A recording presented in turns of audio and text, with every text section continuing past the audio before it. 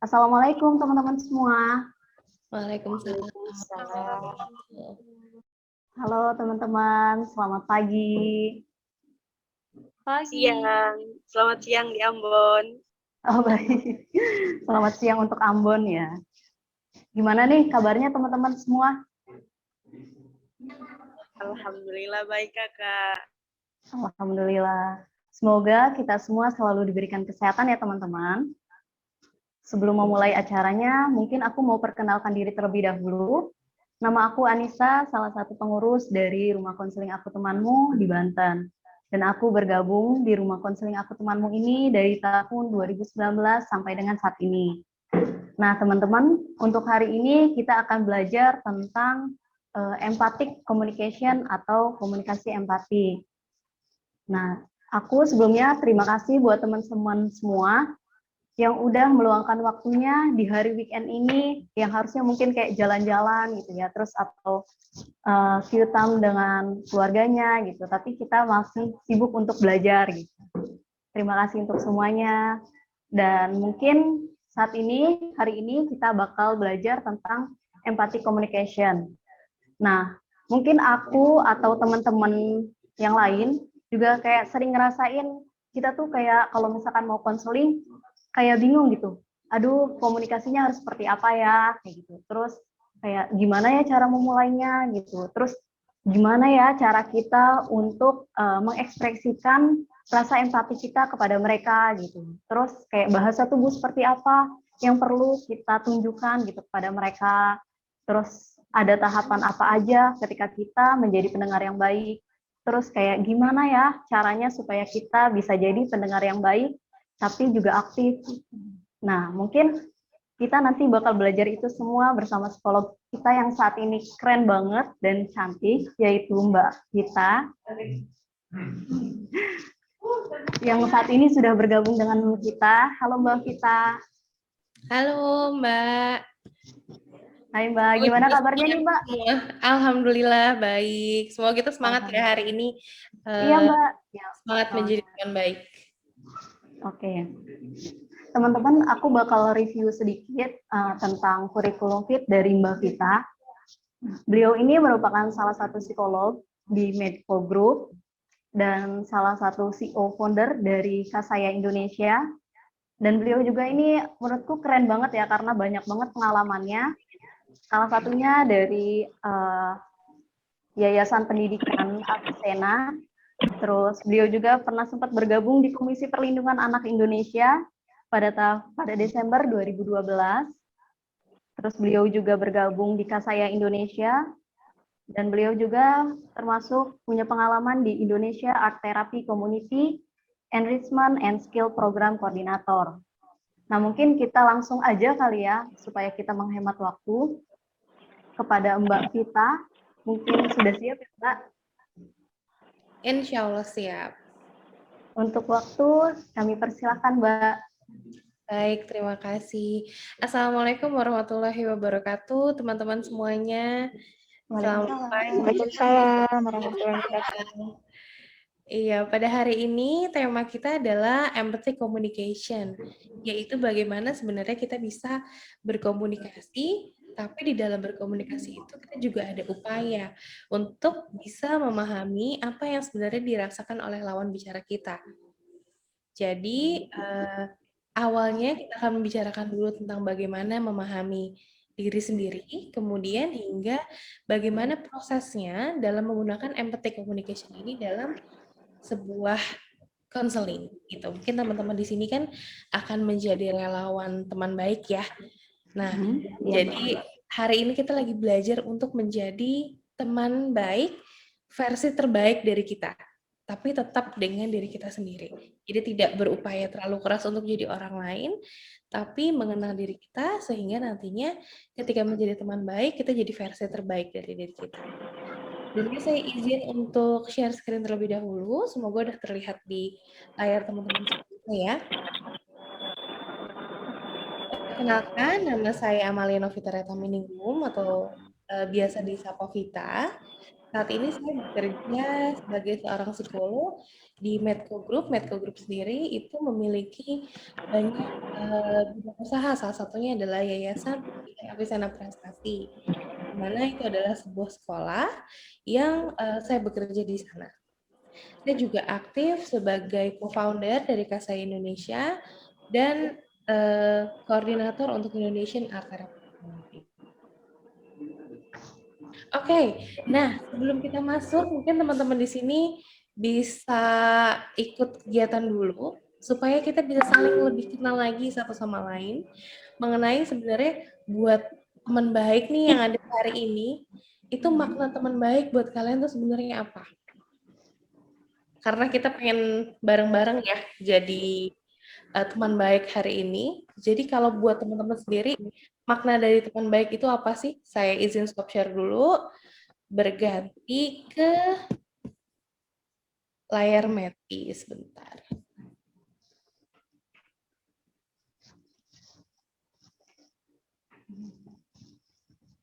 Oke.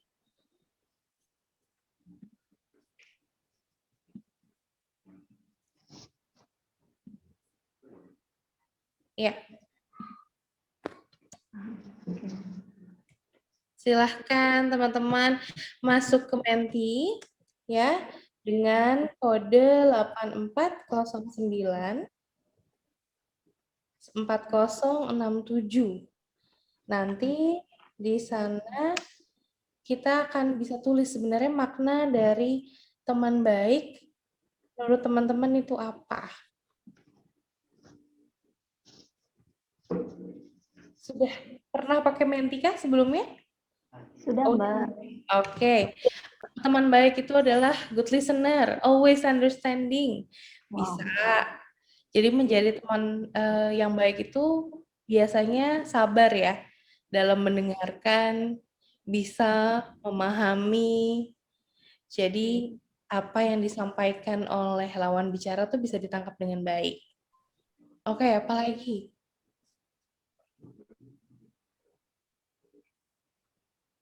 Mampu mendengarkan. Kadang teman baik itu upayanya adalah terus menyenangkan lawan bicara. Gitu. Jadi pengen banget temennya tuh seneng terus gitu. Kayak happy terus, padahal sebenarnya kadang nggak gitu juga ya. Teman baik itu perlu juga untuk membantu sahabatnya supaya akhirnya bisa ketemu nih kebutuhannya apa. Oke, satu lagi mungkin makna teman baik, memahami, mengerti, mendengarkan, suportif, passion, wise, bijaksana ya, sabar ya. Kadang pernah nggak sih ada teman yang cerita berulang kali dengan cerita yang sama, gitu ya, kita udah kasih solusi, tapi dia batu aja kayak gitu lagi. Biasa tuh urusannya sama pasangan. Kita berapa kali udah kasih tahu, kayaknya dia nggak bener deh, gitu. Kayaknya kamu nggak usah kayak gitu, nggak usah nurutin dia terus, gitu. Tapi ya ternyata udah dikasih tahu seminggu ngikutin, tapi di WhatsApp lagi ditanya kabarnya balik lagi, biasanya gitu. Nah, ternyata harus sabar ya dalam memberikan saran gitu. Belum tentu yang mendengar itu betul-betul sudah aware dan betul-betul sudah menerima apa yang seharusnya ia lakukan, yang mendukung kebaikan.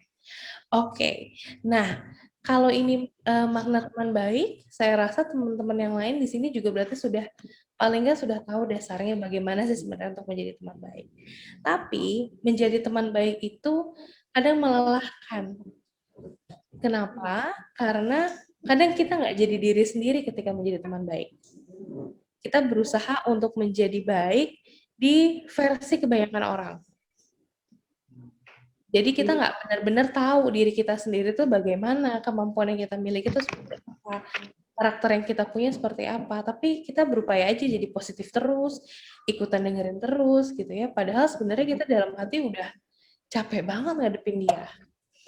Oke. Nah, hari ini kita akan belajar untuk menjadi teman baik. tapi dengan versi terbaik dari diri kalian sendiri, dari diri teman-teman sendiri. Mengenal diri itu penting sekali, supaya ketika menjadi teman baik, tahu, oh, aku teman baik yang sebenarnya kalau ngomong, niatnya baik, tapi walaupun dalam kalimat yang lugas.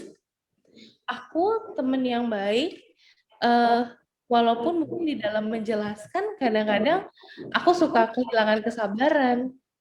Atau misalnya, aku jadi teman baik yang bisa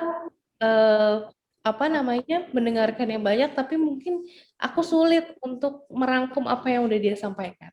Nah, kita mau tahu nih, salah satu kemampuan dari dalam diri untuk berkomunikasi empati itu seperti apa?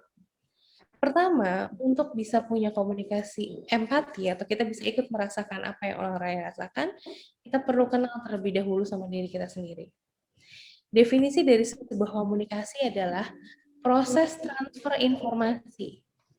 Jadi informasi yang disampaikan si A itu sampai ke B dengan bentuk yang sama. Walaupun perspektifnya bisa berbeda-beda. Nah, proses transfer informasi inilah yang disebut dengan komunikasi. Bisa melibatkan 2 orang, bisa juga lebih.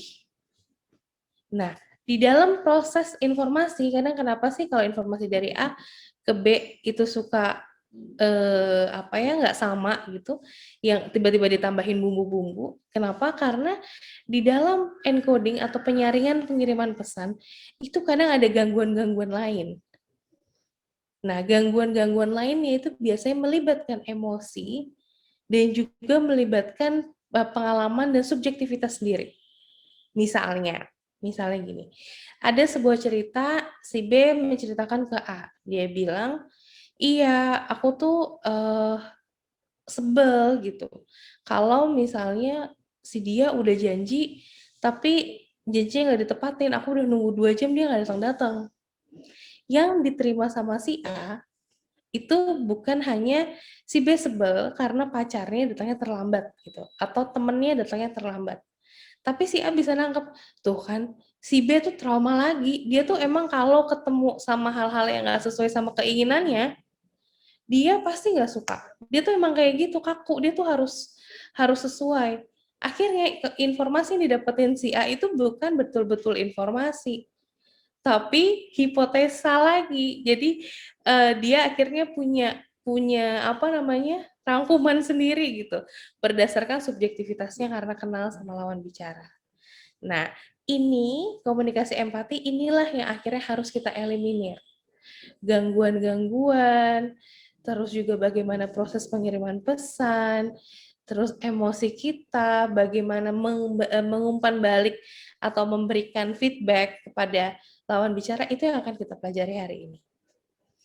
Nah, supaya kita makin kenal diri sendiri, kita harus tahu dulu, sebenarnya dalam komunikasi, ya, baik itu komunikasi nanti buat konseling maupun komunikasi secara umum, itu ada hal-hal yang dibutuhkan oleh seorang konselor atau dibutuhkan oleh seorang pembicara.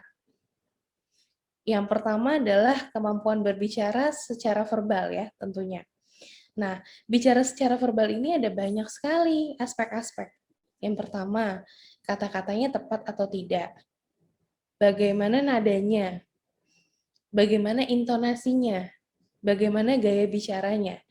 Gaya bicara seseorang itu juga dipengaruhi oleh kultur dan juga budaya.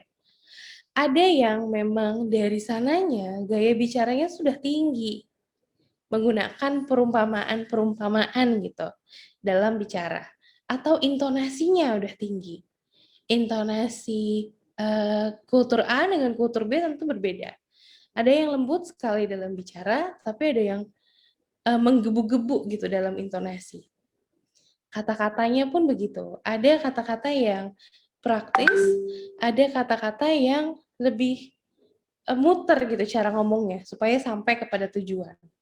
Itu perlu kita kenal. Aku nih orangnya gimana ya dalam berbicara? Apakah nada suaraku tinggi? Ataukah nada suaraku rendah? Dan bagaimana sebenarnya karakter dari klienku ini?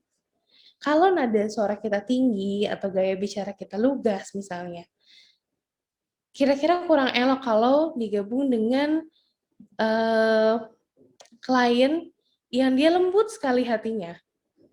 Niat hati nggak menyakiti gitu ya, tapi karena perbedaan kultur dan perbedaan komunikasi tadi, justru si klien jadi nggak nyaman gitu. Jadi selain kita perlu untuk mengenal klien, kita perlu kenal sama diri kita sendiri. Oh, kalau kayak gini, mungkin aku bisa nurunin nih gitu. Aku bisa nurunin nadaku, aku bisa menyesuaikan sama keadaan klienku. Gitu. Jadi pertama, pahami dulu seberapa kemampuan kita dalam berbicara. Yang kedua, perlu perhatikan juga bahasa tubuh, mimik muka. Kadang ada cerita-cerita yang memang mengagetkan gitu ya. Baru pertama kali kita dengar, atau ada kasus-kasus yang sensitif terhadap diri kita sendiri gitu. Jadi itu perlu diperhatikan juga. Kalian tuh sensitif sama kasus yang seperti apa? Misalnya, aku menghindari kasus-kasus yang hubungannya dengan perceraian, misalnya seperti itu. Atau aku menghindari kasus-kasus yang hubungannya dengan abusive ke anak-anak. Atau aku menghindari kasus-kasus perselingkuhan. Kenapa? Karena aku belum tuntas nih sama diriku sendiri terkait dengan masalah perselingkuhan, misalnya gitu. Nah, kenapa harus aware terhadap hal itu?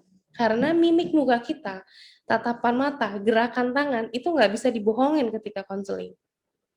Kalau kaget, biasanya kita akan kaget gitu, bengong. Kalau sekarang mungkin kalau offline gitu ya, pakai masker lumayan lah ketutupannya. Kalau enggak tuh, kita bisa mangap gitu, kelihatan, hah gitu, kaget. Nah, mimik muka, tatapan mata tuh perlu sekali dijaga. Bahasa tubuh itu dia natural, keluarnya namanya involuntary. Jadi dia bisa keluar kapan aja. Tapi apakah bisa dihindari? Dihindari mungkin barangkali enggak. Tapi paling enggak kita bisa tahu bagaimana sebenarnya cara kita buat mengontrol hal tersebut. Misalnya kita kaget, kita perlu tahu bahwa oh kita bisa tarik nafas dulu, keluarkan lagi, kemudian baru fokus ke topiknya. Jadi latihan dulu di kaca gimana sih mimik muka aku kalau kaget. Tatapan mata, gerakan tangan. Kadang tatapan mata tuh seringkali menunjukkan bahwa kita mungkin ngantuk gitu dengerin ceritanya yang ruminasi, muter-muter kayak mamah biak gitu, kayak sapi yang makan dikeluarin lagi, makan dikeluarin lagi gitu. Biasanya cerita kebanyakan klien yang cemas seperti itu, diulang terus ceritanya yang sama. Nah, kita jadi lama ngantuk gitu. Jadi itu juga perlu diperhatikan. Dan dari dua ini, coba deh perhatikan, aku lebih unggul di mana? Atau aspek mana sebenarnya yang perlu aku gali lebih dalam lagi? Kayaknya aku perlu latihan bahasa tubuh nih. Mimik mukaku perlu disesuaikan. Perlu ada perlu ada latihan di situ di kaca misalnya. Nah, kemudian kemampuan mendengar. Ketika kamu siap untuk mendapatkan klien, atau ketika kamu siap untuk mendapatkan teman yang mau bercerita, maka luangkanlah waktumu memang untuk mendengarkan dan memahami. Hadirlah betul-betul di situ. Jangan misalnya ketika datang, mendengarkan, tapi pikiran kita lagi kemana-mana. Lagi ingat sahabat, lagi ingat WhatsApp belum dibales gitu ya. Aduh, aku nungguin WhatsApp dia nih gitu. Jadi nggak nih hari ini gitu. Jadi pikirannya kemana-mana. Nah, akhirnya nggak betul-betul mendengar. Nah, ketika nggak betul-betul mendengar, bagaimana kemudian kita bisa mampu untuk merangkum cerita. Jadi intinya mindful atau hadir pada saat proses konseling berjalan. Kunci yang terakhir adalah percaya diri. Yakin bahwa kalau kamu mau melaksanakan tugas tersebut dan menjadi teman baik, maka kamu bakalan bisa. Pede dulu, yakin dulu. Menjadi teman baik itu nantinya akan it comes naturally aja setelah kamu bisa betul-betul paham siapa diri kamu sendiri. Nah, dari kelima hal ini, sekarang coba di mapping sama teman-teman baik di rumah. Gimana sebenarnya kemampuan bicaranya? Gimana bahasa tubuhnya? Bagaimana kemampuan mendengarnya? Kemampuan menulis atau merangkum ceritanya bagaimana? Kepercayaan dirinya gimana?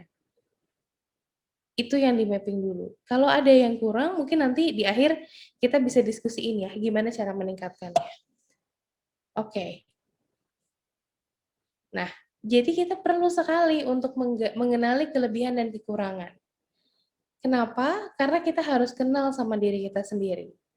Dari kenal sama diri kita sendiri, kita jadi akan bisa belajar untuk menghargai perjalanan pikiran orang lain, maka empati itu akan datang sendiri. Nah, ketika ada seseorang yang bercerita, manusia itu sama pikiran itu sebenarnya harusnya tidak bercampur. Ini manusia, ini pikirannya. Pikiran hanyalah pikiran. Nah, biasanya yang bikin mereka pusing adalah pikiran ya dengan diri itu kayak gini, nyampur, sehingga di dalam pengambilan keputusan sulit.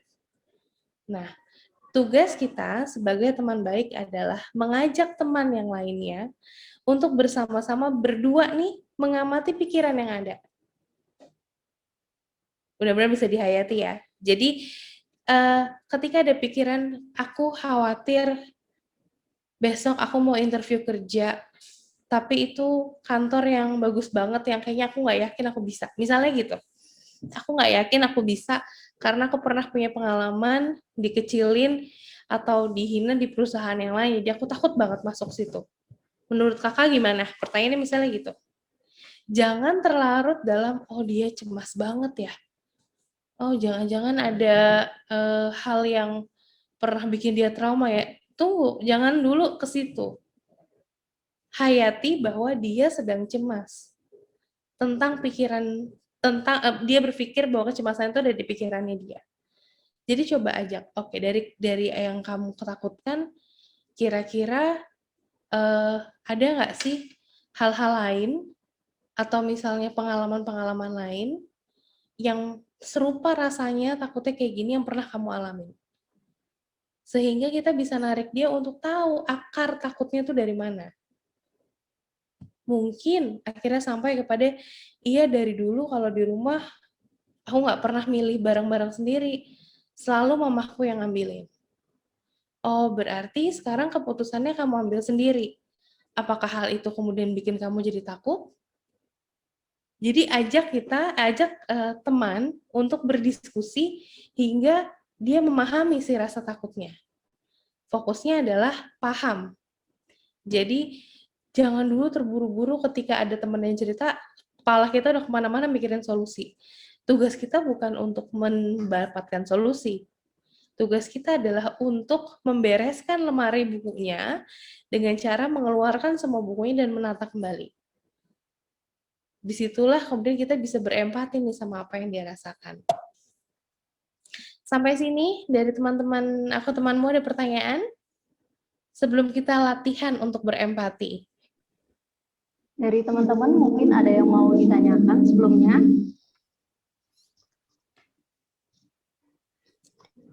Atau kita lanjut dulu kali ya, Mbak? Ya, boleh Mbak. Oke, nah ini adalah langkah-langkah untuk latihan berempati. Yang pertama, kita akan belajar untuk menjadi pendengar yang aktif. Pendengar yang aktif itu adalah pendengar yang hadir pada saat itu. Yang betul-betul memang mau mendengarkan. Betul-betul ingin tahu tentang apa yang dia rasakan. Ingin tahu latar belakangnya. Kepo tuh jadi hal baik nih di sini. Tapi fokusnya adalah kepo untuk membantu dia, bukan kepo untuk memenuhi kebutuhan diri akan banyaknya informasi baru. Jadi supaya kita tahu, aku pengen nanya-nanya ke kamu supaya mungkin aku bisa merunutkan kira-kira akar permasalahannya di mana ya? Supaya kita sama-sama ketemu aha momennya nih, gitu. Nah, di dalam proses mendengarkan, hal-hal ini yang kemudian perlu dihindari. Yang pertama, terus-menerus membandingkan dengan diri sendiri. Dengan diri kamu sama orang lain. Misalnya gini, eh dia cerita habis putus sama pacarnya, terus kamu ukurnya ke diri kamu sendiri. Ih, kalau gue sih kemarin kalau kayak pas kayak gini nih, harusnya gini aja gitu. Ingat, takaran ukurnya adalah dia sendiri, bukan diukur sama kamu. Jadi, jangan pada saat bicara pikiran kita kemana-mana ngebandingin sama diri sendiri. Terus kemudian, memang di psikologi itu ada teori iceberg ya, nanti saya juga akan jelasin. Di mana yang disampaikan itu bukan berarti pikirannya, tapi nggak perlu terlalu jauh. Sehingga akhirnya kita mengira-ngira, ini orang lagi ngomongin apa sih? Ini pasti ada udang di balik batu nih. Dia pasti lagi mau cerita yang lain.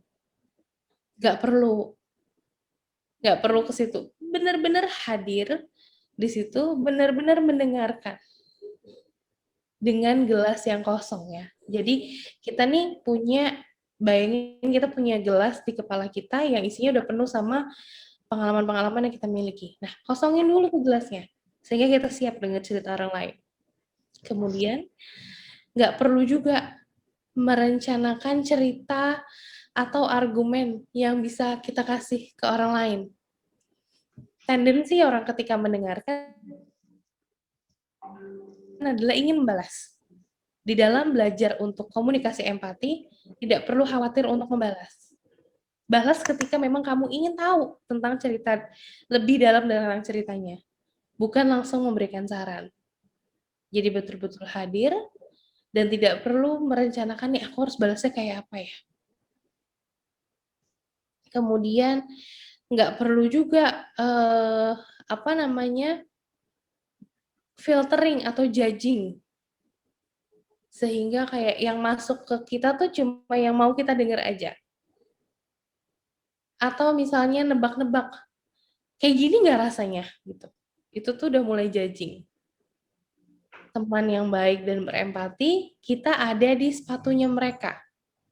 Kita mau bayangin gini, ikut aku jalan-jalan yuk gitu.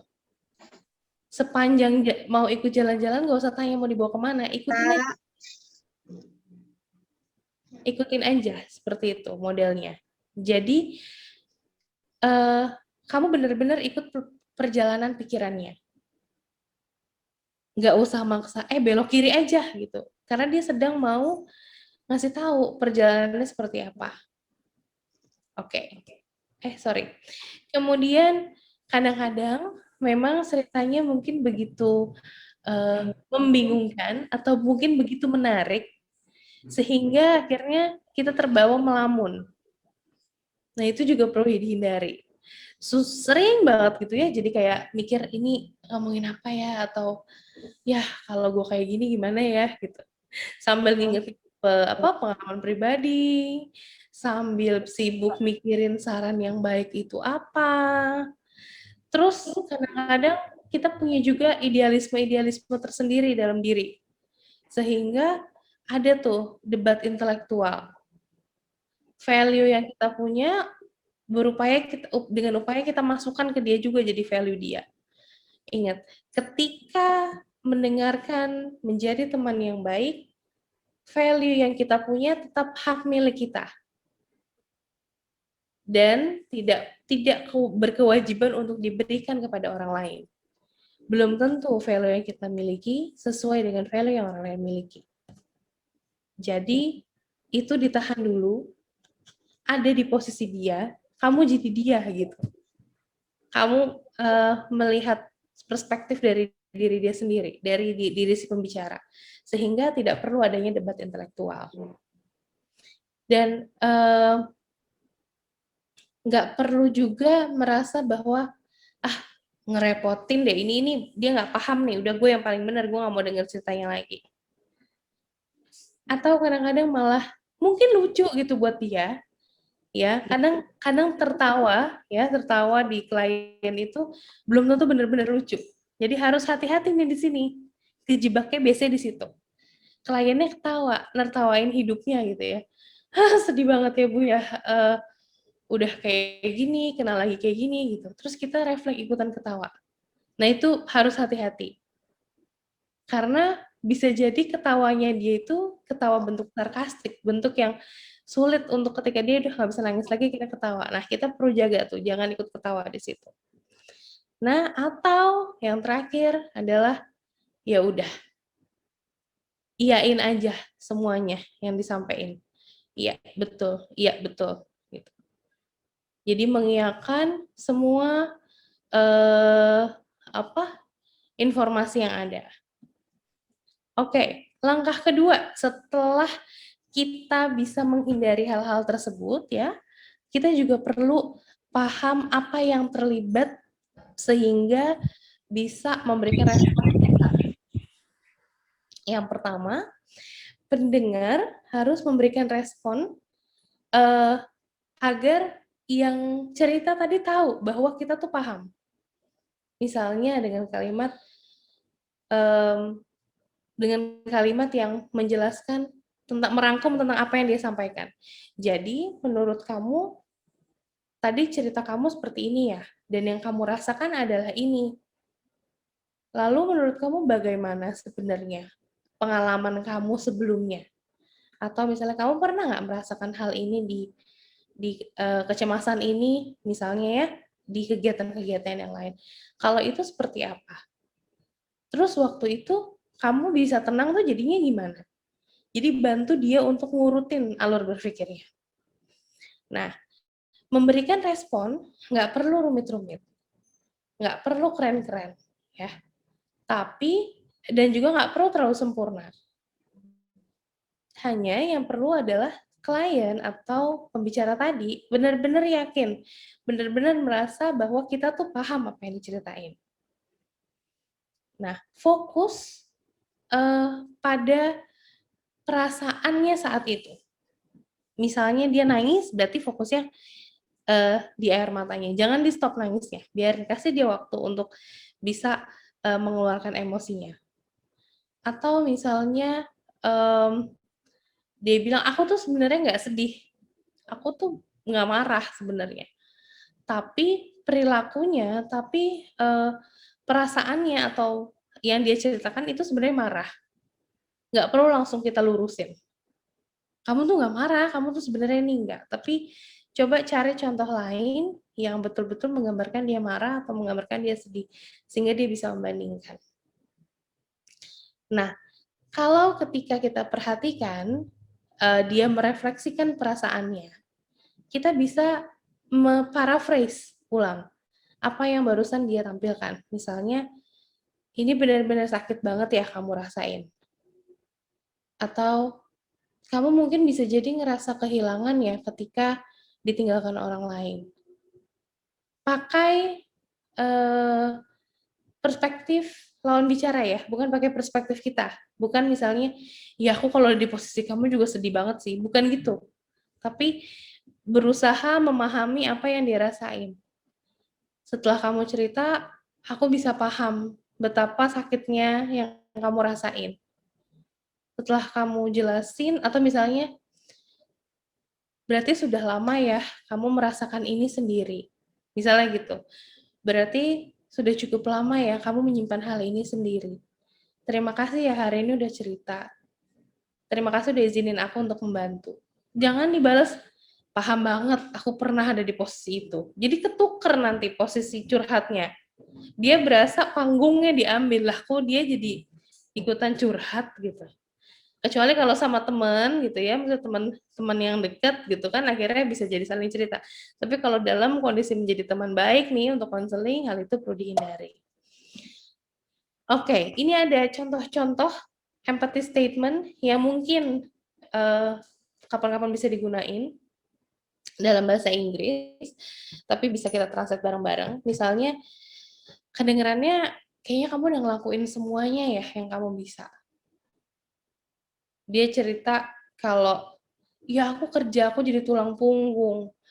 Aku udah ini, tapi aku masih kurang aja gitu di mata mama. Kadang-kadang kita kepancing untuk ngomong, emang anak nggak pernah ada sempurnanya ya gitu. Itu tahan dulu, ditahan.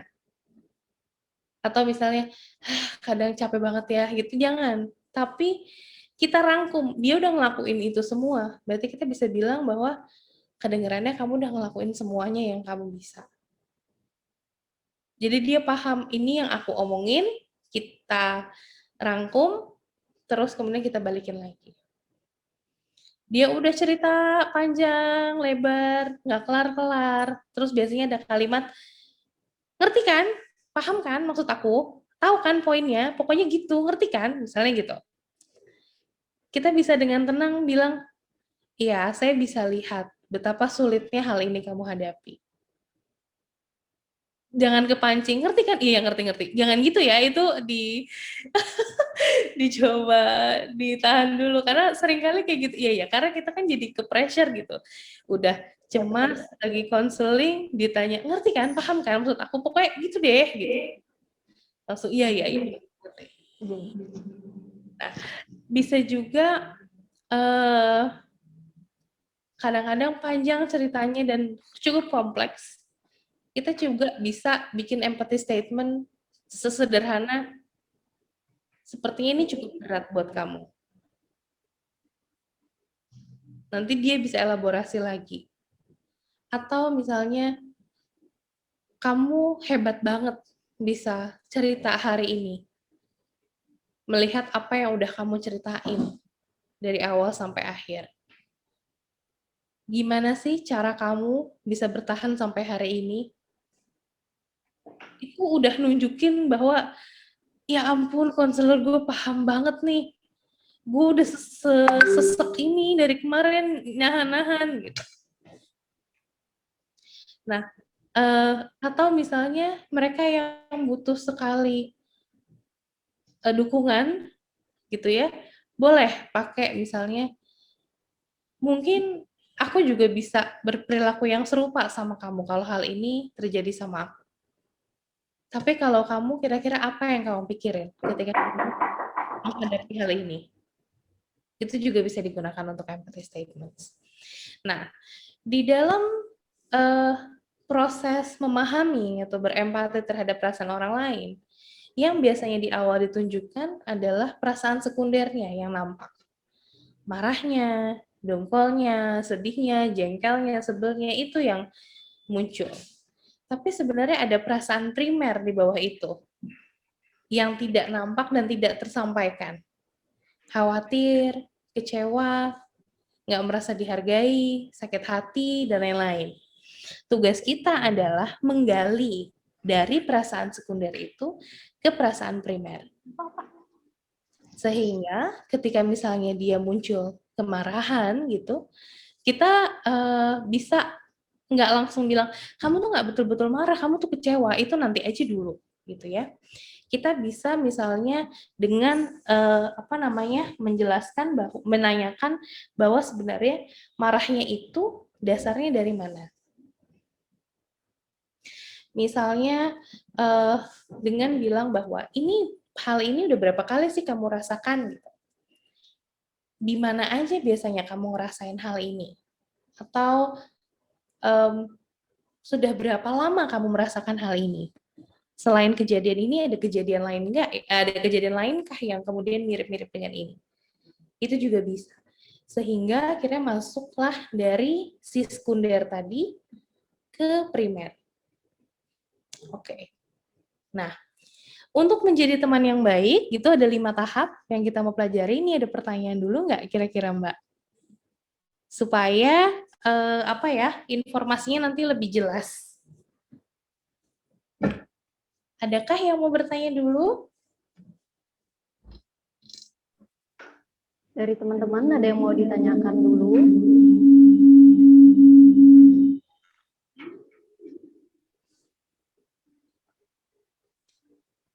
Atau kita lanjut dulu kali ya?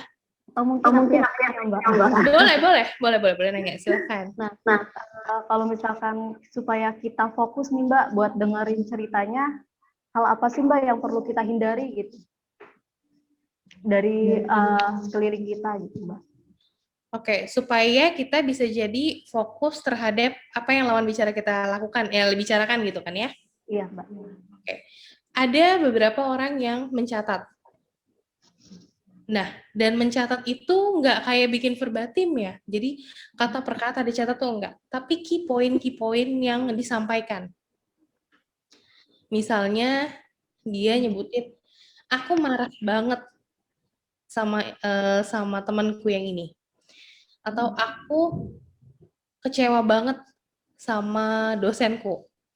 Atau misalnya aku udah kata-kata yang bisa kita quote gitu loh. Misalnya, aku kayaknya udah ngasih semuanya deh, tapi kenapa dia tetap ninggalin aku ya? Ngasih semua, ditinggalkan. Berarti dari ngasih semua, itu kan ada berkorban. Ditinggalkan berarti itu kayak ditusuk dari belakang, di betrayed gitu kan. Berarti ada perasaan di mana dihianati, dan ada perasaan udah kehilangan semua. Nah, dari situ bisa dibalikin lagi ke dia. Kamu mungkin merasakan, atau yang saya bisa tangkap adalah kamu merasa kehilangan banyak hal ya setelah kamu memberikan banyak hal. Jadi dari kalimat itu akhirnya bisa kita jadiin umpan balik untuk ngobrol. Berarti kita dengerin dulu ya Mbak ya. Terus Dengerin. dari kita baru coba untuk menyimpulkan sedikit, baru tanya lagi ya Mbak ya, konfirmasi. Betul. Nah, ketika mencatat, itu bisa juga yang kita catat tuh bukan hanya yang dia omongin, tapi pertanyaan yang terlintas pada saat itu. Misalnya, dia lagi cerita, terus, aduh kepo nih, yang ini gimana? Kita catat dulu aja apa yang kita mau tanyain. Sehingga ketika dia berhenti, oke, tadi saya tertarik, saya menyimak ketika kamu bilang bahwa, nah dari situ boleh nggak dielaborasi lagi? Kira-kira bagaimana, baru masukin pertanyaannya. Tapi tahu berhentinya, ketika dia berhenti baru kita bertanya. Dan nggak lupa, biasanya kan ngeblank ya. Aduh, Iya Mbak. pertanyaannya apa gitu, kelancangan. Itu juga bisa. Nah, dicatat apa yang kita mau tanya. Kemudian kita juga bisa fokus ngelihat kira-kira gerak-geriknya gimana, menunjukkan cemas nggak? Itu dari si dari lawan bicara itu. Mungkin gitu kali Mbak, sementara. Berarti yang membantu kita untuk bisa fokus ketika kita mendengarkan teman curhat atau ketika kita lagi menjalankan proses konseling, itu kita bisa kayak gunain dengan cara menulis, terus bisa juga kayak memperhatikan bagaimana bahasa tubuh dari lawan bicara kita ya Mbak. Betul. Nah tadi ada pertanyaan masuk nih Mbak, mau langsung dibahas? Boleh dibahas sebelum kita masuk ke step by step-nya. Aku bacain ya Mbak ya untuk pertanyaannya. Tadi dari Kak Muhammad Almas, bagaimana jika pencerita tersebut bercerita dengan gaya cerita yang melebih-lebihkan kata, artinya cerita tersebut sebenarnya tidak pure yang dialami oleh dia dan tidak terlalu real dengan faktanya. Apakah ada tips merespon menanggapinya? Terima kasih. Oke. Mas Almas sebelumnya tahu dari belum? Kenapa Mbak? Apa kata Mama? Oke, kayaknya ada suaranya yang masuk ya. Iya. Mas Almas sebelumnya tahu dari mana bahwa cerita tersebut tidak pure dialami oleh dia? Tahu dari mana bahwa hal tersebut tidak real dengan faktanya? Misalnya, kalau mungkin teman dekat mungkin bisa tahu ya, tapi ketika proses konseling kita kan sebenarnya benar-benar nggak tahu. Maka dari itu kita perlu hadir di situ, betul-betul mendengar, dan kemudian bertanya ketika kita ada poin yang missing. Tapi kalau ini konteksnya dengan teman yang sudah dekat, mungkin nanti saya jawab ya. Tapi kalau dengan konteks yang baru pertama kali ketemu, pertanyaan seperti ini, kekhawatiran seperti ini perlu dihapus dulu. Gelas kita perlu kosong. Setiap orang punya gaya bicaranya masing-masing yang berbeda-beda. Kalau kita udah suspicious dulu, curiga dulu, kayaknya lebay deh dia ini nggak kenapa-napa sebenarnya, misalnya gitu. Ceritanya ngawur nih. kita jadi nggak bisa berempati sama yang diceritain. Ada 3 hal yang berbeda ya. Menjadi konselor, menjadi teman baik, memahami cerita, atau yang kedua dalam perlakuan intervensi, dan yang ketiga adalah melakukan investigasi. Ketika menjadi teman baik, singkirkan dulu bagian intervensi dan investigasi. Di dalam intervensi, mungkin baru bisa tuh kita tarik lurus sebenarnya ini arah pembicaraannya mau kemana, karena kita udah punya data. Dia punya diagnosa tertentu, atau misalnya dia memang tipenya histrionik, suka melebih-lebihkan. Tapi di dalam menjadi teman baik nggak perlu ada intervensi dan investigasi. Bukan tugas kita untuk mengurai cerita yang sesungguhnya, bukannya kayak di polisi, dirunutin, diulang lagi ceritanya. Investigasi. Ya, itu nggak perlu. Kita kan perlu jadi teman baik. Dan kalau mungkin kita merasakan sensing gitu ya, kayaknya ada yang nggak benar. Hal itu nggak bisa dipaksakan di sesi 1. Tapi kita bisa sampaikan bahwa kalau nanti mau cerita, cerita lagi aja bebas. Kamu boleh jadi diri kamu sendiri. Mungkin ada hal-hal yang sulit untuk diceritain, tapi ketika kita bisa menjadi diri kita sendiri, itu melegakan banget loh. Itu aja sampein. Balik ya ke tadi, aku mau mundur sebenarnya, kenapa jadi maju nih. Di bagian sini. Tidak perlu ada rasa untuk menundukkan musuh. Ketika udah ada statement, gimana kalau yang bercerita gaya ceritanya melebih-lebihkan? Gimana kalau faktanya nggak real dengan ceritanya? Itu kan berarti sebenarnya Mas Almas lagi berupaya untuk mendapatkan kebenaran. Nah, dalam cerita nggak perlu dapat kebenaran. Karena bisa jadi 5 sesi pertama, saya pernah dapat klien yang ceritanya ngalor ngidul beda banget. Pas terakhir, dia kehabisan peluru, capek. Kemudian baru bisa merangkum apa yang sebenarnya dia rasain. Dan itu juga dengan probing. Kemarin kamu sempat nyampein rasa nggak suka kamu misalnya sama ibu. Tapi di sisi lain, kamu memberikan banyak hal sama ibu. Apa itu dibilang kamu masih juga ngerasa bahwa kamu nggak sayang sama ibu? Atau ada makna lain dalam sayang menurut kamu? Itu bisa kita gali. Tapi tidak dalam upaya untuk menjatuhkan, tapi dalam upaya untuk mendapatkan informasi lebih. Nah, kalau kondisinya sama teman dekat ya, yang kita udah tahu, udah, jadi diri sendiri aja sampein. Kayaknya kemarin gue tahu nggak kayak gitu deh, lo mau cerita apa? Itu bisa. Tapi kalau dalam proses konseling, tidak seikrip itu. Tetap harus ada batasan ya, antara klien dan juga konselor. Mudah-mudahan menjawab pertanyaannya Mas Almas ya. Ya.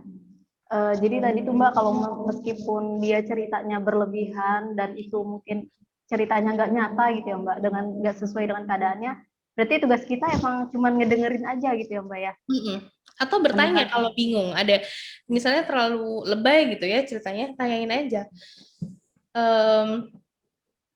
Aku pernah ketemu remaja yang gitu juga. Dia bilang, saya tuh didorong sama ibu saya ke tembok, terus mulut saya ditaruhin sos sambal, Mbak. Terus sambalnya dituang ke mulut gitu. Oh, pasti rasanya, pasti rasa sambalnya berasa banget ya. Waktu itu saya bilang gitu, pasti rasa sambalnya berasa banget sampai tenggorokan. Terus dia diem. Iya, berasa banget. Tapi kalau dari emosi, kalau dari hati kamu, pada saat digituin, apa yang kamu rasain? Jadi menggali perasaannya ya Mbak ya. Menggali perasaannya. Bisa jadi sebenarnya situasinya dia nggak beneran dicekokin sambal. Bisa jadi misalnya dia disentil ibunya, dia ditabok ibunya gitu ya. Berantem lah. Cuma dia menggambarkan itu dalam bentuk lain. Tapi kan yang kita mau fokus adalah perasaannya. Jadi nggak terus menggali kondisinya, toh at the end perasaannya lah yang kemudian perlu diketahui. Gitu. Mungkin dia pengen menggambarkan supaya aku kasihan gitu, aduh kasihan banget gitu ya. Padahal sebenarnya ya mau bentuk kayak apa diapain sama ibunya pun perasaannya kan yang diperluin gitu. Jadi kita balik lagi ke oke, perasaan kamu kayak apa. Biarin dia ngayal, nggak masalah gitu. Semoga nggak beneran ya. Kalaupun beneran, berarti yang penting kita udah tahu perasaannya kayak gimana.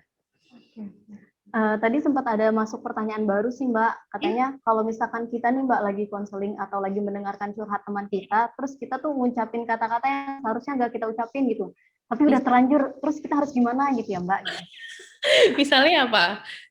Misalkan kayak kamu sih gini, terus kayak setelah kita udah selesai bicara, jadi kayak mikir, oh tadinya harusnya gue nggak ngomong kayak gini ya gitu. Maksudnya langsung tiba-tiba kita ngasih saran gitu ya? Iya, gitu, Mbak. Oke, kalau nggak sengaja nggak apa-apa, lupain aja, namanya juga lagi latihan ya. Seorang psikolog pun ketika udah dapet klien, udah lulus jadi MPSI psikolog pun ada banyak juga proses belajar. Nggak apa-apa, jangan langsung, gue konselornya nggak bener nih, gitu. Nggak usah gitu, nggak apa-apa. Cuma lain kali di notes, oh berarti aku adalah orang yang mudah sekali terpancing ketika ada hal-hal yang mungkin udah aku pahami lebih dulu. Gitu. Jadi kita bisa lebih tahu nih titik kelemahan kita ada di mana. Nanti lain kali itu bisa lebih hati-hati, tapi nggak usah jadi kecil hati. Aduh gimana ya, apa aku harus memperbaiki kata-kataku dengan bilang apa? Maaf gitu tadi salah ngomong. Itu nggak perlu disampaikan. Tapi jadi bahan kita buat latihan aja. Berarti jadi bahan evaluasi untuk diri kita sendiri aja gitu ya Mbak. Betul. Oke. Mungkin mau dilanjut lagi Mbak materinya? Oke, boleh kita lanjut sebentar. Nah, ini ada 5 tahap untuk menjadi teman baik.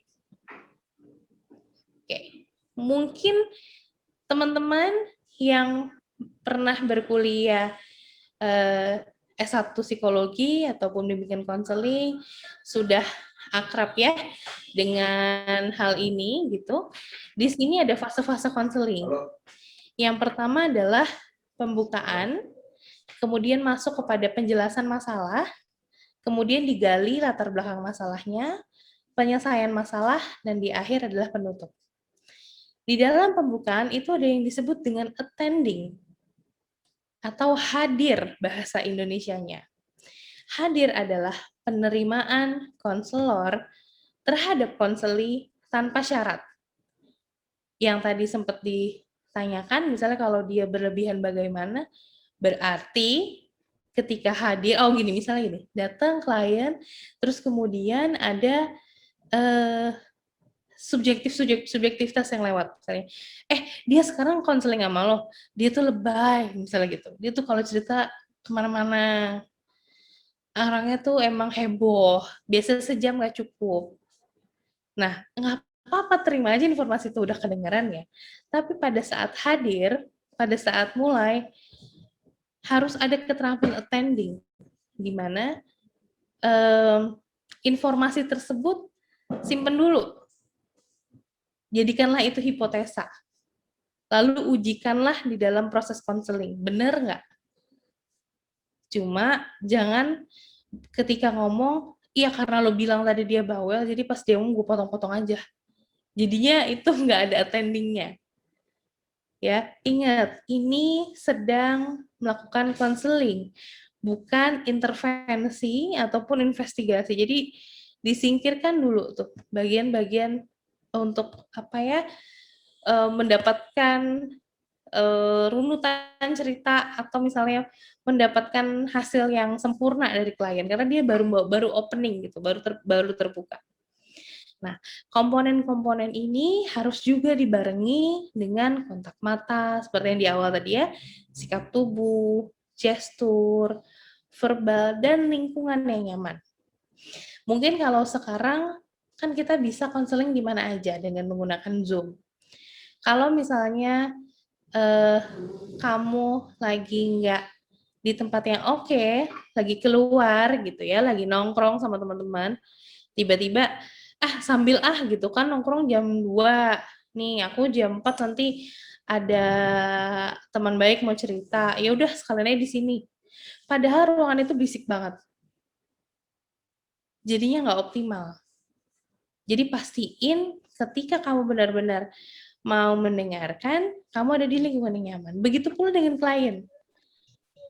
Pastiin bahwa dia juga ada lingkungan yang nyaman. Kak, sorry ya Kak, aku ngobrol tapi aku sambil nyetir nih Kak. Ya nggak gitu. Itu nggak akan ada hasil yang maksimal. Jadi harus ada kesepakatan bahwa dua-duanya berada di lingkungan yang nyaman. Oke, itu yang pertama. Yang kedua, penjelasan masalah. Yang dibutuhkan adalah mendengarkan. Mendengarkan dan mendengar itu adalah hal yang berbeda. Mungkin pada saat saya lagi bicara begini, semuanya mendengar. Karena ada proses fisiologis dalam menerima stimulus. Tapi belum tentu betul-betul mendengarkan. Karena mendengarkan adalah menggunakan pendengaran untuk menerima stimulus suara, sehingga yang disampaikan tuh ada maknanya yang disambungin ke dalam kognitif dan emosi kita. Nah, yang diperlukan pada saat proses konseling yang kedua ini adalah mendengarkan. Nangkep suaranya, nangkep stimulus suaranya, kemudian digunakan untuk bisa mendapatkan informasi yang nantinya membantu klien untuk lebih memahami dirinya. Jadi nggak cuma dengar aja, sibuk nyatet. Apa yang dicatat juga nanti lupa. Jadi benar-benar yang penting hadir dulu nih, dengerin, nyatet mah urusan belakangan. Kalau di film-film kita sering ngeliat kan, kadang-kadang ada yang psikolog sambil nulis gitu. Itu di film. Aslinya coba perhatiin, banyak psikolog dan psikiater. Sekali jarang mereka nulis. Paling 1-2 kata, 1-2 kalimat aja. Kenapa? Karena memang kadang-kadang multisensori mendengarkan dan juga kinestetik menulis itu belum semua orang bisa. Ya, yang penting hadir untuk mendengarkan. Nah, ada juga bahwa di dalam mendengarkan perlu kita pahami bahasa tubuh dan kita mendengarkan dengan aktif. Bahasa tubuh, misalnya dia menggenggam tangannya, gigitin jarinya, atau mungkin mengepal, atau kita ngelihat nih keringetan, gemeter, itu bisa jadi ada hal-hal tertentu dalam hal yang ketika dia ceritakan memunculkan reaksi pada fisik. Nah, disitulah perlunya kita untuk nantinya merangkum di akhir. Tadi pada saat kamu menceritakan tentang ini, saya memperhatikan kalau kamu lebih berkeringat ya dibandingkan sebelumnya. Apakah kondisi ruangan ini nggak nyaman? Tanyanya ke situ dulu, fisiologisnya dulu. Perlu saya turunkan derajat suhu AC-nya supaya kamu lebih nyaman? Atau sebenarnya ada hal lain yang kamu rasakan pada saat kamu bercerita? Barangkali ada hal yang nggak nyaman sehingga kamu ngerasa suhu tubuh kamu naik. Benar-benar kita tanya, jangan langsung kita simpulin, wah dia cepat nih, kayak dia keringetan. Siapa ya? Dia cepat nih, makanya dia keringetan pas dia ceritain ibunya. Jangan langsung disimpulin. Tapi bisa kita tanyain, apa yang kamu rasain pada saat kamu cerita ini? Tadi kok saya perhatikan, kamu berkeringat dan sedikit gemetar pada saat cerita. Dengan kalimat itu, konseling ngerasa diperhatikan. Waduh, teman baik aku memperhatikan aku nih. Itu akan lebih mudah mendapatkan rasa kepercayaan. Yang ketiga, di dalam penggalian latar belakang perlunya bertanya. Bertanya itu ada 2 tipe dalam komunikasi, terbuka dan juga tertutup. Di dalam pertanyaan terbuka, biasanya kita mengeksplorasi nih, maksudnya gimana. Kadang-kadang ada kalimat kenapa, sebabnya apa, kenapa sih, gitu. Nah, hal-hal tersebut mungkin bisa digeser, diganti dengan bagaimana. Kenapa sih kalau nyokap lo, kenapa sih kalau mama kamu marah-marah, kamu ngerasa deg-degan? Ih, nggak tahu, ini makanya gue cerita, karena gue juga nggak tahu kenapa gue deg-degan. Tapi bisa diganti dengan kalimat misalnya, bagaimana kalau dengan kondisi atasan kamu yang ngomong sama kamu? Apakah kamu ngerasain hal yang sama? Atau bagaimana kamu ngerasain hal itu? Jadi bantu dia untuk membandingkan 2 emosi yang berbeda dalam situasi yang sama. situasi yang sama tegang sama orang tua, situasi yang sama tegang sama atasan, sama nggak? Bedanya di mana? Sehingga dia bisa bandingin, oh aku cemas sama ibuku tuh karena ini, oh aku nggak cemas sama bosku tuh karena ini, gitu. Nah, ada juga pertanyaan tertutup. Tujuannya biasanya untuk menegaskan atau merangkum. Bisa dilakukan ketika klien mau pindah ke topik selanjutnya.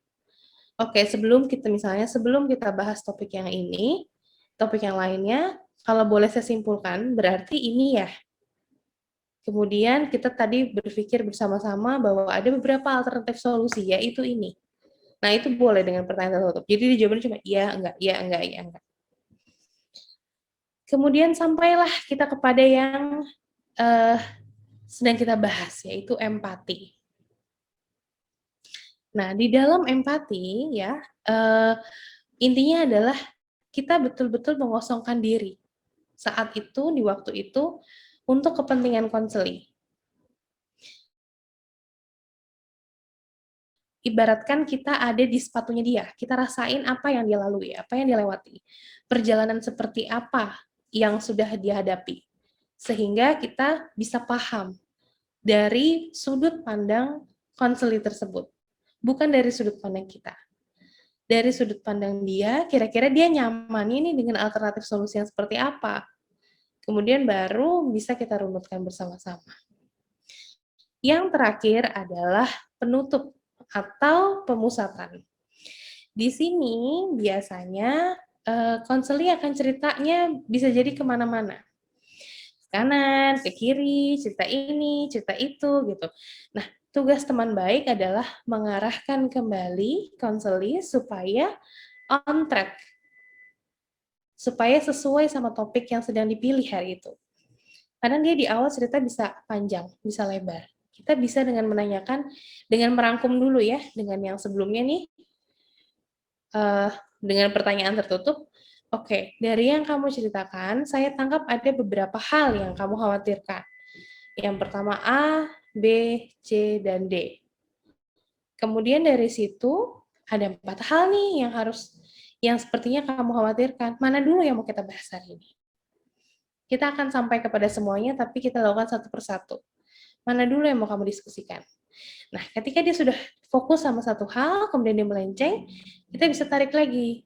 Oke, yang kamu ceritakan tadi seperti ini ya. Sekarang coba, kalau misalnya terkait dengan hal yang pertama, menurut kamu gimana? Jadi tarik lagi ke on track. Tapi dengan cara yang halus ya, enggak, itu tuh out of topic, kita balik lagi, enggak gitu. Tapi kita dengarkan dulu, kemudian kita tarik informasi itu, kita balikin ke topik yang sedang dibahas. Ada nggak hubungannya? Misalnya gitu. Nah, supaya apa? Supaya hal yang disampaikan bersifat lengkap dan juga sistematis. Bayangkan seorang konselor itu sebenarnya dia kayak lemari yang bukunya begitu berantakan. Kita akan keluarin semuanya, kemudian dia yang akan memilih. Dia mau mengurutkan buku-buku tersebut sesuai dengan abjad, sesuai dengan warna bukunya, sesuai dengan besar atau kecilnya bukunya, atau sesuai dengan apa. Itu terserah dia. Nah, kita baru nanti bantu mengarahkan. Kamu tadi bilang buku yang kecil dulu, mana buku yang kecil? Mana yang lebih besar dari itu? Mana yang lebih besar lagi? Seperti itu. Jadi, kita benar-benar membantu dia. Makanya, kalau ada di sekolah gitu, selain ada psikolog, ada yang namanya bimbingan konseling. Dibimbing. Karena memang tugasnya adalah membimbing proses perjalanan emosi, perjalanan pengalaman dari konseling tersebut, sehingga dia merasa berdaya atau dia merasa lega sampai akhirnya. Oh, ini perjalanan yang sudah aku lalui dan aku sudah tahu makna dari perjalanan itu. Begitu teman-teman semuanya, terima kasih sudah bersedia untuk menjadi teman baik. Jika ada pertanyaan, silahkan kita diskusikan bersama. Udah selesai semua ya Mbak ya untuk penyampaian Udah, alhamdulillah. Alhamdulillah. Nah, teman-teman ada yang mau ditanyakan? dari teman-teman sambil nunggu pertanyaan kali ya Mbak ya. Nah, Boleh. kalau misalkan kita lagi proses konseling nih Mbak, terus kayak bahasa tubuh seperti apa sih Mbak yang harus kita tunjukkan gitu dan jangan ditunjukkan gitu Mbak. Oke, aku stop share sebentar ya. Bahasa tubuh apa yang gimana? Yang harus kita tunjukkan gitu Mbak, supaya kayak benar-benar kita fokus, terus mata kita nggak kemana-mana gitu. Terus kita nih bahasa tubuh yang memperlihatkan kalau kita ini ya benar-benar emang ngedengerin gitu Mbak. Oke, kalau misalnya kita kepengen untuk bisa benar-benar paham adalah waktu kita mau menerima konseling tersebut, kita tahu bahwa waktu itu kita benar-benar lowong. Betul-betul emang nggak lagi buru-buru. Aku bisa nih konseling sejam, soalnya di situ aku harus ngejar kereta misalnya. Ya nggak bisa, nanti pikiran kamu kemana-mana. Aduh, dia belum kelar, gue mesti ngejar kereta. Aduh, ojeknya udah datang. Aduh, udah GoFood gitu. Jadi pastiin bahwa di saat itu memang waktu kamu betul-betul kosong. Pertama. Yang kedua, pastiin kondisi kesehatannya oke. Nggak lagi capek banget, memang lagi siap untuk dengerin,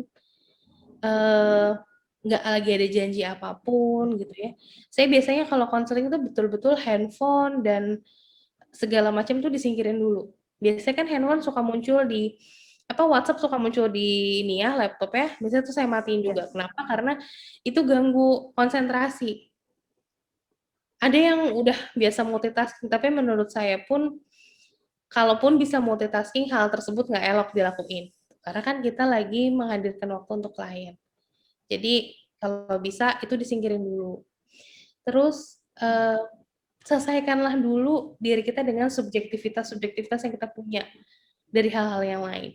Misalnya, emang betul deh kalau cowok ya sering ghosting itu pasti ujungnya nggak benar. Misalnya gitu. Subjektivitas sama hal itu tuh coba disingkirin dulu pada saat konseling supaya nggak masuk nih ke klien. Itu mungkin pengalaman kamu aja kali, dia klien belum tentu gitu. Nah, hal itu yang bisa dilakuin supaya kita bisa lebih fokus lagi. Dan kalau untuk mimik muka gitu, itu perlu latihan emang. Biasanya dulu awal-awal mau jadi konselor, itu ngaca dulu. Udah enak belum disenyumnya gitu. Atau misalnya kalau kaget kayak apa gitu ya. Karena emang suka nggak sadar gitu. Misalnya ceritanya ngagetin banget gitu sampai ngerenyit lah gitu. Atau mangap lah gitu. Nah, itu pertama bentuknya memang keterampilan. Tapi lambat laun ketika kita sudah bisa berempati terhadap lawan bicara, kita udah bisa paham nih kelebihan kekurangan kita sendiri dan empati dengan klien, hal itu nggak akan keluar kok. Jadi kita benar-benar tulus gitu dengerin dia, nggak lagi mau gini ya, mau naikin alis gitu, terus harus ditahan-tahan, nggak. Lama-lama kita tahu kita harus ngeluarin mimik seperti apa sih ketika ada sebuah cerita gitu. Jadi ketika kita benar-benar mau melakukan konseling gitu ya Mbak, kita tuh emang kayak pertama pastikan diri kitanya siap dulu gitu ya Mbak ya. Siap, terus udah itu kayak kita ada nggak nih hal-hal yang bakal kita kerjain gitu. Waktunya mepet nggak nih sama hal yang kita kerjain gitu. Ya. Jadi pastikan kondisi kita benar-benar dalam keadaan baik untuk menerima cerita, terus kayak benar-benar siap untuk menerima cerita, terus kosongkan dulu dari pikiran-pikiran yang aduh kayaknya ini bakal gini deh, aduh ini kayaknya bakal gini deh. Ini harus dikosongin dulu ya Mbak. Betul sekali. Ya mungkin dari teman-teman ada yang mau ditanyakan? Mungkin kita lihat Mbak. Ada pertanyaan nih Mbak dari Mas Aan. Ya.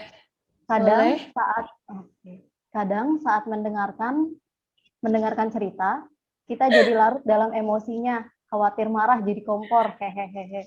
Nah, mungkin itu gimana ya Pak, kalau misalkan kasusnya kayak gitu, Mbak? Iya, iya betul. Memang kadang kita larut ya, apalagi ceritanya kita relate gitu. Kalau biasanya yang larut tuh kalau perempuan sama perempuan gitu. Terus atau misalnya laki-laki sama perempuan gitu. Atau misalnya hubungannya sama hal-hal yang sensitif buat kita. Misalnya apakah itu finansial, apakah itu keluarga, ataukah itu sahabat. Biasanya tuh jadinya jadi baper gitu, larut dalam emosi. Menyadari kita akan larut dalam emosi itu hal yang baik. Berarti kita tahu batasan kita sampai di mana. Jadi Mas Aan perlu tahu titik-titik lemah diri Mas Aan tuh ada di mana. Dalam cerita yang seperti apa. Hampir sama modelnya sebenarnya kayak petinju. Tahu nih, aku lemah kalau dia ngambil dari sebelah kiri. Gitu. Misalnya lagi latihan atau Muay Thai gitu ya. Aku lemah nih kalau misalnya dia latihan dari sebelah kiri atau bagian bawah tuh aku agak kurang gitu. Nah sama, ketika konseling pun demikian. Ketika kita tahu titik lemah kita adalah pada cerita-cerita tertentu, ketika cerita itu muncul, kita menghadirkan kekuatan diri yang harusnya lebih daripada biasanya. Sehingga pada saat dia bercerita, kita udah fully ready untuk menerima cerita tersebut. Kayak, oke, dia akan ngebahas keluarga nih. Biasanya kalau konseling bikin ada formnya dulu ya. Dia akan ngebahas keluarga nih, gue harus lebih kuat lagi dalam ngadepin ini. Jadi yakinkan dalam hati. Justru kalau nggak ngeh bahwa bakalan terlarut, itu yang harus diengehin supaya kita tahu titik lemahnya ada di mana. Mudah-mudahan menjawab ya, Mas Aan. Mungkin ada lagi teman-teman yang mau ditanyakan. Oke, ada pertanyaan baru nih Mbak dari Muhammad Rizky Ramadan. Mau tanya Kak, kadang abis jadi teman curhat tuh energinya kayak ikut abis gitu. Capek katanya. Beberapa kali kayak gitu sih katanya. Tips dan trik Kak setelah konseling berlangsung, kita nggak ngerasain capek banget itu kayak gimana?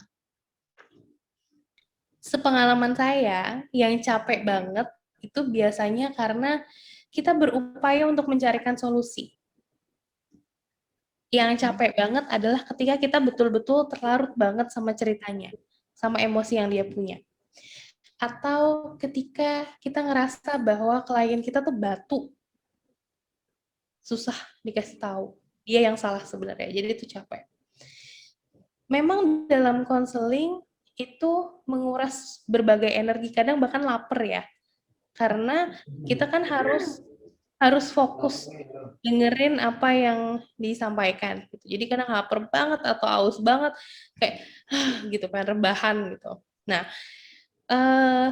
ditauin dulu bahwa dalam satu hari kamu bisa nanganin berapa klien, berapa teman curhat gitu.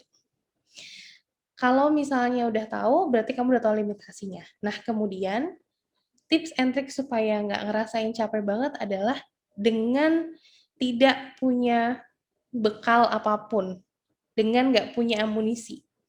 Energi kita justru akan diberikan ketika si klien itu ngasih cerita. Bayanginnya kayak gitu.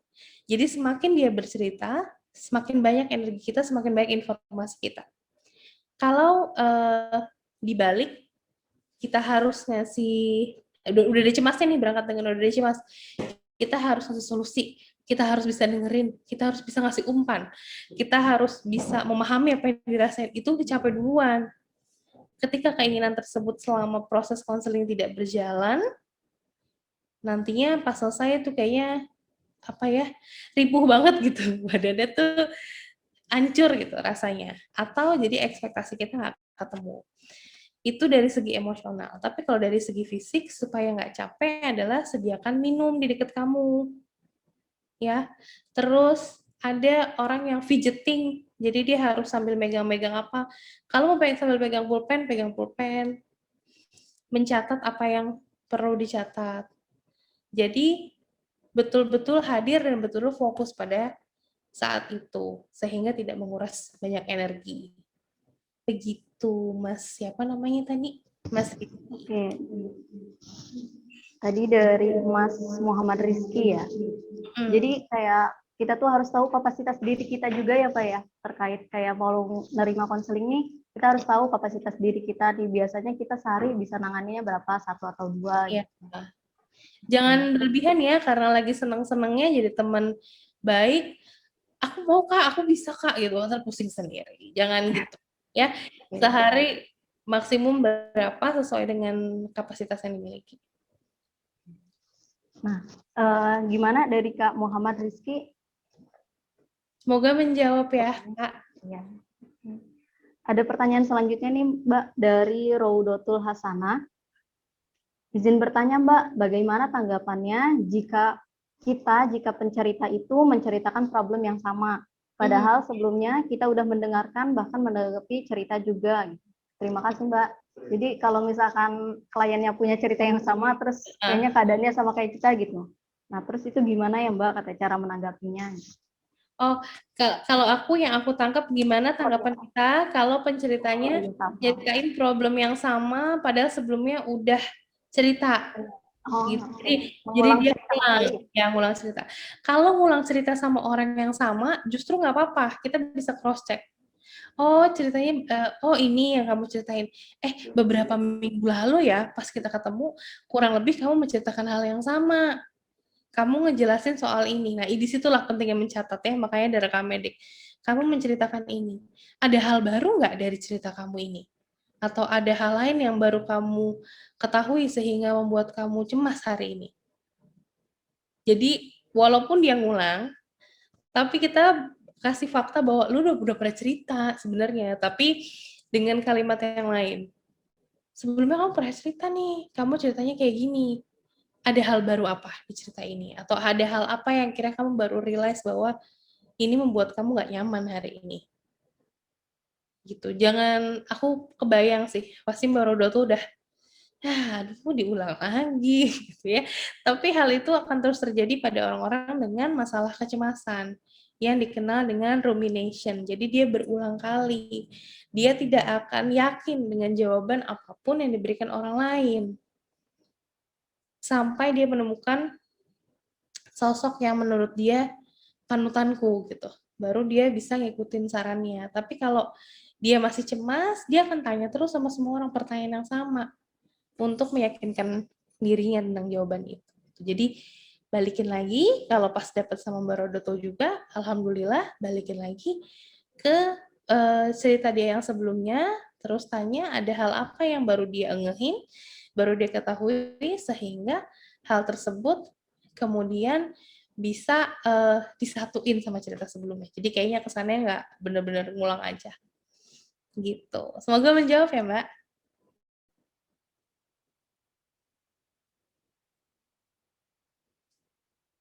Oke. Ini ada pertanyaan lanjutan dari Mas Rizky lagi ya. Kak, terakhir, misalnya klien nanya pendapat kita atau pengalaman kita. Karena kemarin kakak atau konselor kalau mau nyiapin ujian gimana aja. Oh, oke. Jadi dia justru nanya pengalaman kita ya. Ingetin di awal bahwa apa yang aku terapkan itu adalah hasil penghayatanku terhadap diri aku sendiri. Bahasanya gimana ya, nggak formal ya. Misalnya, jadi yang aku lakuin ini hasil observasi aku sama diriku sendiri ya, jadi belum tentu bisa diaplikasikan ke banyak orang. Hal terpenting yang perlu kamu lakuin adalah kamu kenal dulu kelebihan sama kekuatan kamu dalam menyiapkan ujian. Apa kamu misalnya tipe yang belajarnya lebih banyak mendengarkan, nonton, atau nulis. Nah, untuk aku sendiri, setelah aku tahu kelebihan dan kekuranganku, baru kemudian aku bisa melaksanakan atau menggunakan hal itu untuk aku belajar. Jadi, yang dikasih tahu adalah bukan plek-plekan apa yang Mas Rizky lakukan pada saat penyiapan ujian, tapi bagaimana sebenarnya pengambilan keputusan Mas Rizky pada saat menyiapkan ujian, step by step-nya. Karena kan ketika kita mau nyiapin ujian, kita juga punya trik-triknya ya. Kira-kira apa dulu yang mau dikerjain gitu. Apa misalnya ngelis pekerjaan yang belum dikerjakan gitu. Nah itu bisa diceritain ke dia tentang gimana kamu bisa dapetin ke situ. Bukan persisnya kalau kemarin aku langsung aku highlight semuanya, kemudian aku hafalin, bukan gitu, tapi prosesnya sampai ke sana. Misalnya tahu dulu kelebihan sama kekurangan yang aku punya. Aku pilih dulu kira-kira pelajaran yang mungkin aku suka dan aku tidak suka. Nanti dia bisa ngambil sesuai sama minatnya dia sendiri. Jadi nggak langsung dijawab semua ya, tapi ajak dia untuk bisa berpikir kira-kira apa yang perlu dia lakuin. Gitu. Ya, gimana Mbak dari Muhammad Rizky udah terjawab ya pertanyaannya. Nah, sekarang ada pertanyaan baru lagi nih Mbak dari Mbak Tirta. Mbak kita mau bertanya, gimana ya tipsnya kita bisa menerapkan komunikasi empati di dalam hubungan keluarga dengan orang tua, pasangan, atau dengan rekan kerja? Kadang ada momen kita nggak dalam kondisi mood yang bagus untuk berempati. Nah, jadinya malah bentrok karena dua-duanya sama-sama berharap bisa dimengerti. Gimana cara kita merespon atau memenuhi kebutuhan orang lain dalam kondisi begitu? Terima kasih. Oke. Kuncinya mindfulness, Mbak Tirta. Jadi memang kita nggak bisa langsung otomatis langsung empati ya. Tapi paling tidak kita sadar ada di situ dalam kondisi itu. Misalnya ada keluarga, pasangan, orang tua yang tiba-tiba rusuh gitu pada saat kita pulang kerja gitu. Kalau mau berempati kan sulit ya. Tapi pada saat dia pecah atau ada konflik di situ, mindfulness dulu, sadar bahwa oh dia lagi marah. Ada hal apa ya yang terjadi sebelumnya di rumah? Mungkin ada hal yang nggak menyenangkan yang dia hadapi, jadinya akhirnya dia marah di rumah. Sadar bahwa aku capek banget kondisinya. Bisa jadi nih dengan ada kayak gini aku bisa lebih emosional lagi. Kayaknya aku perlu mandi dulu, kayaknya aku perlu istirahat dulu, aku perlu ke kamar dulu. Sadari kondisi pada saat itu sehingga kita bisa nyampein ke ke lawan bicara bahwa sebentar ya, aku lagi dalam kondisi yang kayaknya capek banget. Misalnya izinin aku buat wudhu aja dulu sebentar, nanti aku keluar lagi. Atau misalnya aku boleh makan dulu nggak, baru kita bahas lagi. Ketika kita betul-betul sadar tentang apa kebutuhan diri kita, akan lebih mudah buat kita sendiri untuk bisa nantinya memahami konflik yang ada. Jadi saran yang paling tepat adalah mindfulness ketika ada hal-hal tersebut arise gitu.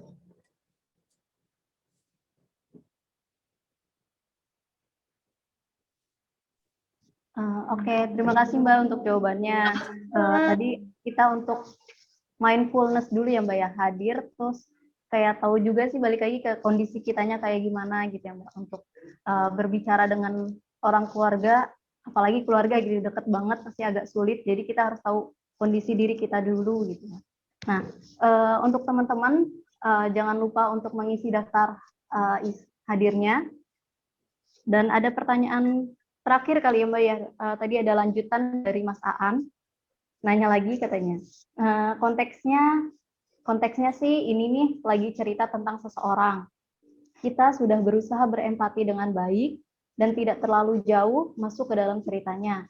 Tapi si temen nih demanding Kak, katanya. Dia minta pendapat kita, tapi secara nggak langsung yang dia butuhin itu sebetulnya adalah penguat terhadap persepsi dia kepada orang yang diceritakan.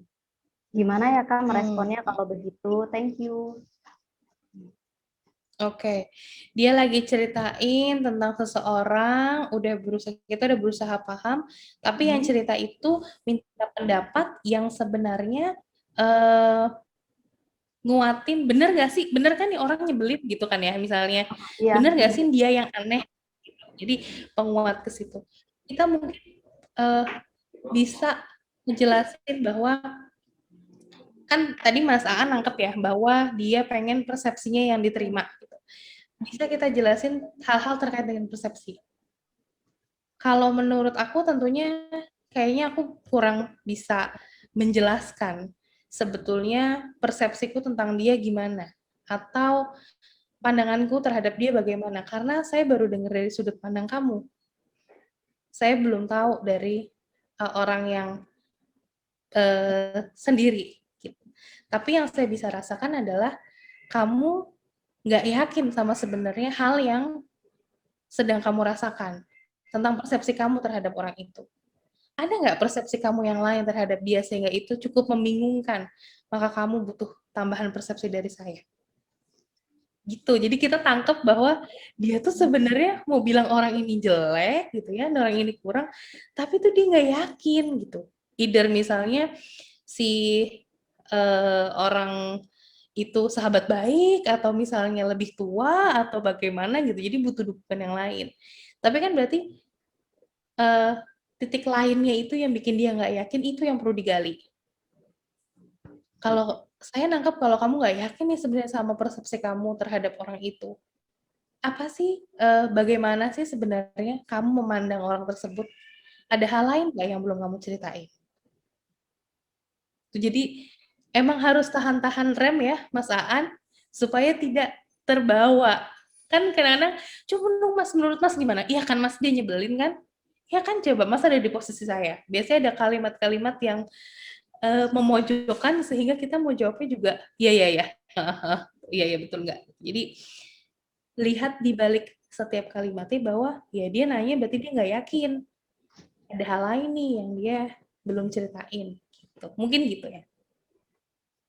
Oke, gimana Mas Aan? Iya Mbak, harus pakai cakra, rem cakram.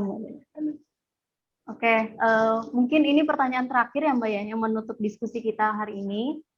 Untuk Mbak, terima kasih banyak atas ilmunya, dan untuk teman-teman juga, ya terima kasih juga untuk teman-teman yang udah berpartisipasi. Jangan lupa kita untuk jangan keluar dulu, kita bakal foto bersama.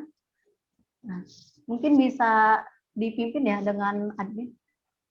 Oh, oke. Oke. Untuk teman-teman bisa on cam semua ya. Terus siap-siap. Rapihin kerudungnya dulu mungkin, yang mau rapihin, yang belum rapi.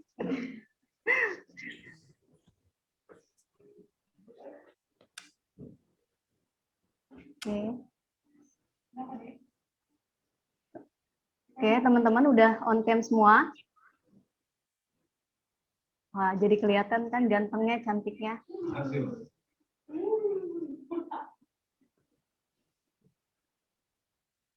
Oke, udah siap belum nih teman-teman?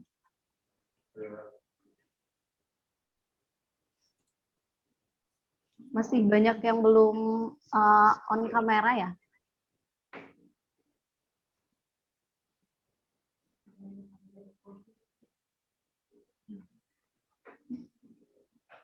Oke, teman-teman, kita mungkin dalam hitungan ketiga nanti siap-siap ya, jangan lupa berikan senyuman terbaik dari teman-teman. Oke. Bisa dimulai ya, teman-teman, udah siap semuanya? Oke. Begini, 1, 2, 3. Udah? Oke. Mungkin satu kali lagi ya, Mbak? Boleh, silahkan. Lagi. Oke, lagi. Hitungan ketiga lagi ya, teman-teman. Oke. 1, 2, 3, cheese.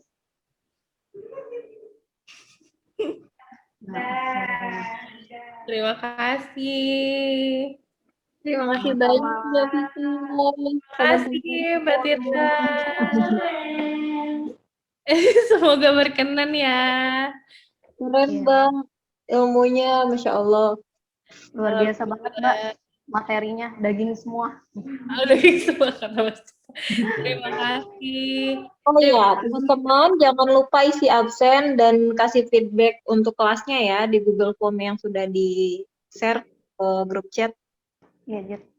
Oke, mungkin sebelum ditutup ya Mbak, Nisa mau review tadi sedikit materinya.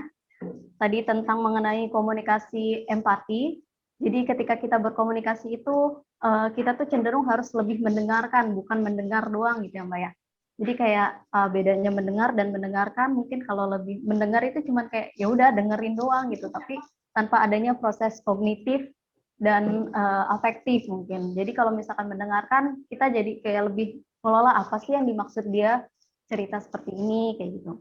Nah, terus tadi ada hal-hal yang dibutuhkan oleh seorang konselor, kayak dari kemampuan bicara secara verbalnya, jadi kita lebih tahu nih, kita nih kalau komunikasi ini kayak gimana ya gaya komunikasinya, terus kemampuan berbahasa tubuh, tadi sempat kemampuan mendengarkan atau mindful, kita hadir di sini gitu, fokus untuk mendengarkan apa yang ingin disampaikan oleh klien. Terus kemampuan menulis juga membantu kita dalam hal fokus ketika mendengarkan cerita. Tapi jangan semua hal yang diceritain itu dicatat gitu, tapi poin-poin yang emang itu intinya gitu dari ceritanya itu.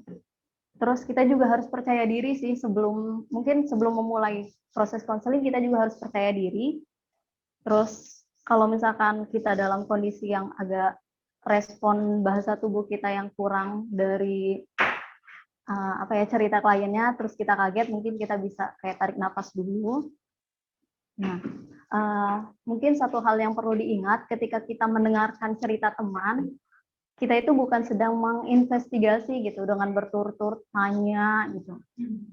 Tapi kita juga perlu mendengarkan itu bagaimana perasaannya, terus bagaimana tanggapannya jika dibandingkan posisi dia gitu dengan misalkan orang tua dan atasan dia gitu. Terus kita juga nggak boleh melakukan judge ketika mendengarkan. Terus ketika emang kita melakukan kesalahan dalam proses konseling, ya cukup untuk menjadi evaluasi diri kita sendiri. Terus tadi juga ada 5 tahap dalam proses menjadi teman baik. Yang pertama tadi ada attending, terus ada sikap bahasa tubuh, terus ada pastikan kita itu berada di lingkungan yang nyaman, dan tadi ada pertanyaan terbuka, pertanyaan tertutup.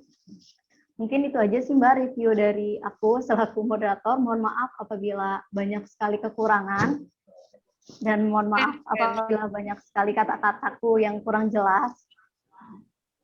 Bagus. Alhamdulillah udah bisa dirangkum. Mudah-mudahan teman-teman di sini semuanya jadi dapat insight ya. Nanti juga slide-nya akan saya berikan untuk aku temanmu. Jadi silahkan kalau mau dibaca-baca kembali, kalau mau dilihat gitu. Semoga bisa menambah informasi baru lagi.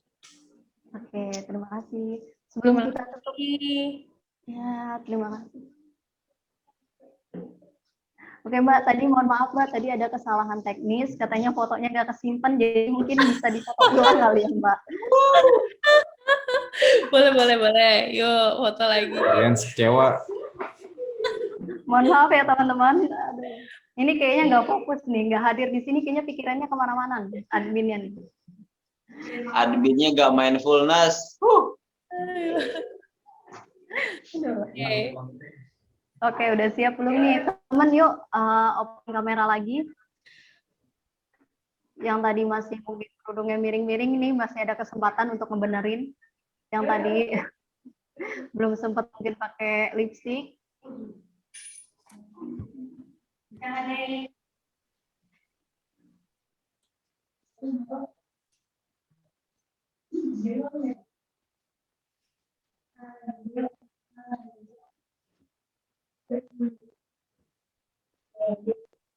Kita foto lagi ya teman-teman. Semuanya on cam. Dalam hitungan ketiga, berikan senyuman terbaik ya teman-teman.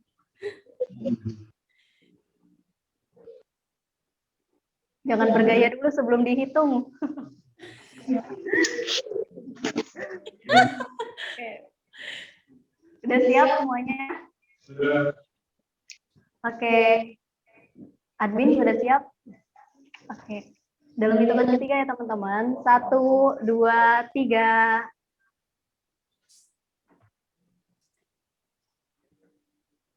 Sudah?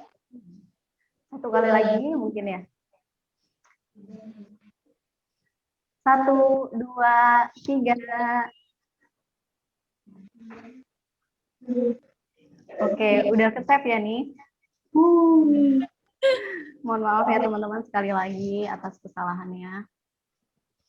Nah, mungkin tadi materi kita, terus terima kasih buat teman-teman yang udah bergabung untuk belajar sampai akhir, sampai di jam 12 kurang.